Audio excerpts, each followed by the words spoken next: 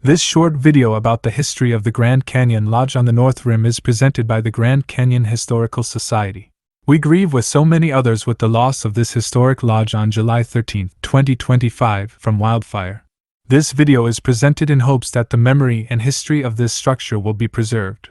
We invite all to help preserve and share Grand Canyon history by becoming a member of the Grand Canyon Historical Society at grandcanyonhistory.org. The original Grand Canyon Lodge was completed in 1928 with a Spanish-style exterior and an observation tower. The employees at the lodge were young men and women from colleges, recommended by their faculty. On September 1, 1932, at about 4 a.m. a kitchen fire broke out in the lodge. 20 young women from Provo, Utah, employed as waitresses, fled their dormitory on the second floor. Guests from the cabins woke up and helped prevent the spread of flames.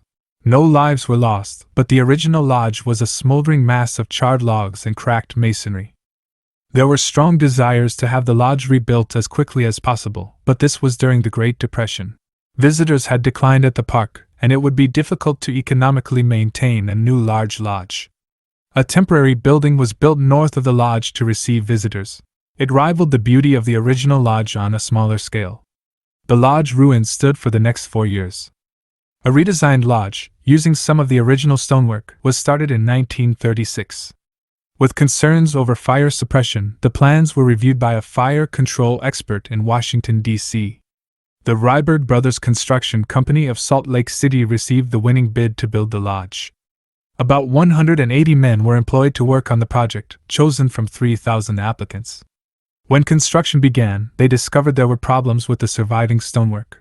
Many of the stones would fall or break apart when they tried to reuse pillars or walls, so they had to tear down nearly all of the stones. Still, they were able to salvage and reuse many of the original stones. In September 1936, the temporary lodge built in 1932 caught fire. It was about a half-mile north of the lodge site and was being used as the workers' dormitory and tourist dining hall. It took 3 hours to bring the flames under control and make sure they didn't spread to the forest. About 100 workers were on site. No one was injured, but the building was a complete loss and valuable kitchen equipment was destroyed. By November 1936, the exterior was nearly complete and work started on the interior. But because it was late in the season, snow and cold weather delayed progress. The snow on the road from Jacob Lake received drifts 12 feet high. Because deliveries could not be made, workers could not return home for Christmas.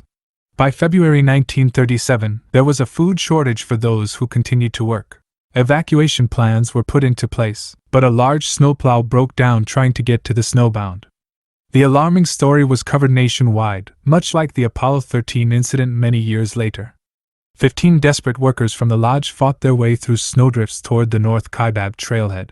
They left behind at the lodge 14 others, including 2 women and a 3-year-old child who only had enough food for 3 more days. The 15 descended into the warmer canyon and arrived at Phantom Ranch. One man had lost 26 pounds since being stranded. The next day, they were taken up to the South Rim on mules. The Utah Parks Company quickly organized a rescue party for the rest. A plane dropped parts for a broken-down snow plow several miles from the lodge. A large plow went in again and successfully arrived near the lodge. Men on snowshoes carried in 125 pounds of food. A light tractor reached them, bringing them 16 miles through the snow-covered road, and then automobiles brought them the rest of the way to Jacob Lake. Dick Carlson, one of the rescued men, said, "I've had enough beans to last a while, 3 or 4 years maybe." Belated Christmas cards and packages were delivered to members of the marooned party at Jacob Lake. The new lodge opened on June 1, 1937. It was similar to the original lodge, but better adapted to the winter snow with steeply pitched roofs. The original second-story observation tower was not rebuilt. Much less wood was used because of fire concerns. Steel beams and trusses were used instead of logs. A water line came to the lodge from storage tanks with high pressure for fire suppression. It was promoted. The new lodge offers luxurious accommodations for the wealthy and also improvements to existing tourist cabins and general store. The lounge and dining have extremely large windows which enables one to view the canyon in all its brilliancy and varying moods. For the next 88 years, the stunning lodge was the source of fond memories for visitors and employees at the North Rim.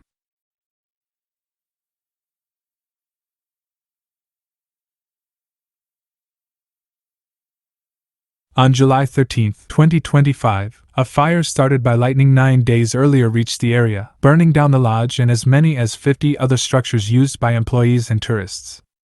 The loss of the Grand Canyon Lodge for the second time is devastating. We can only hope that it can be rebuilt again soon.